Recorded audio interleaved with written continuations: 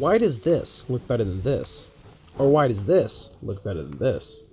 Why does this feel cramped and distracting? But this draws attention to certain points of focus in the shot. The secret to the visual success of these pictures is all in camera composition. Camera composition is the art of making photos or videos look as appealing as possible.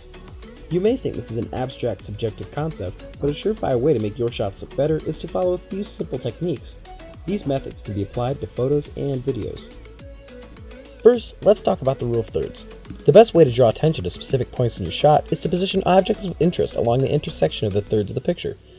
For example, in this picture, the interesting rock, the goat's head, and its feet are all on intersections.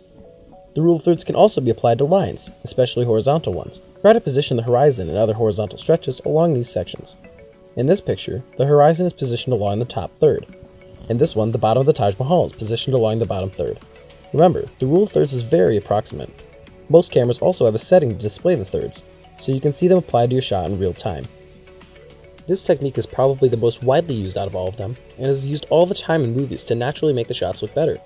You see how the points of interest are located along the intersections of the grid, or how Quicksilver is constantly aligned with the third. Let's move on to filling the frame and avoiding distractions. If the background isn't important, don't include it. As many photographers say, get close, then get closer. Of course, you may want to include the background of a shot.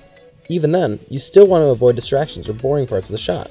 Fill the frame with only what you want to see. One way to avoid distractions is to use bokeh. Bokeh is a fancy term for blurring out the background to emphasize the subject. In addition, bokeh can bring an eye-catching look to your shot. Look at how the bright lights in the background of this shot could be distracting, but instead add a dynamic background element. Let's talk about nose room. The basic idea behind nose room is that the photo should contain a good amount of white space in whichever direction the subject is facing. If this rule is ignored, the picture will feel cramped. The same concept goes for space to move. A moving subject should have white space in the direction it's moving. Look at this photo. Notice how the car has white space in the direction it's headed. It looks as if it's free to move. If it doesn't, however, the photo feels cramped. These three techniques are used almost all the time in shots to manage space and eliminate distractions. There are a multitude of other techniques, though, that draw attention to the subject of the shot or add eye-catching details. Lead lines are used to naturally draw the eye to the subject of a shot and add depth. Look at this picture of a lighthouse. Notice how the path and the wall next to it form a line leading to the subject. Next, we have diagonal lines.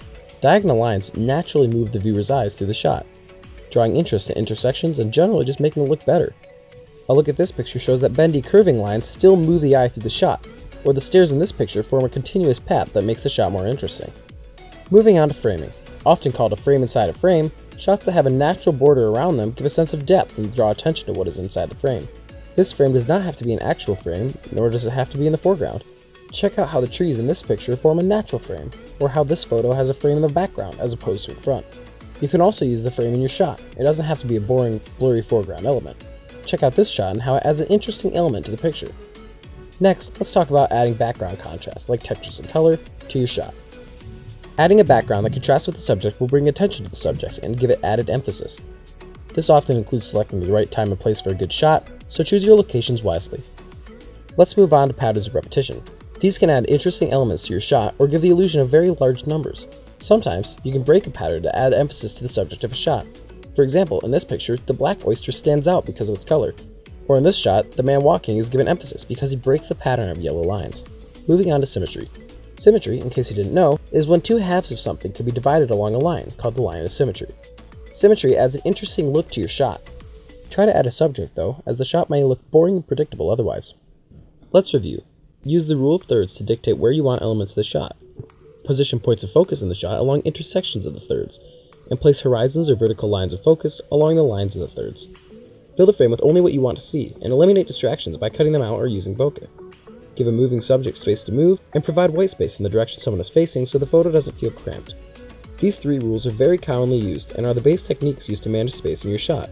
There are many other techniques, though, that help isolate the subject and provide for an eye-catching shot. Use leading lines to naturally draw the eye to the subject of the shot. Use diagonal lines to create a feel of natural movement and draw the eye through the picture. Frame your subject to add emphasis to their area of the shot and make the background contrast with your subject to make them stand out even more. And lastly, patterns, repetition, and symmetry can all add interesting elements to your shot, especially when the subject breaks the mold. Again, these rules are meant to be broken, and doing so can result in some beautiful shots. This has been a tutorial on camera composition. Thanks for watching, and go take some great photos.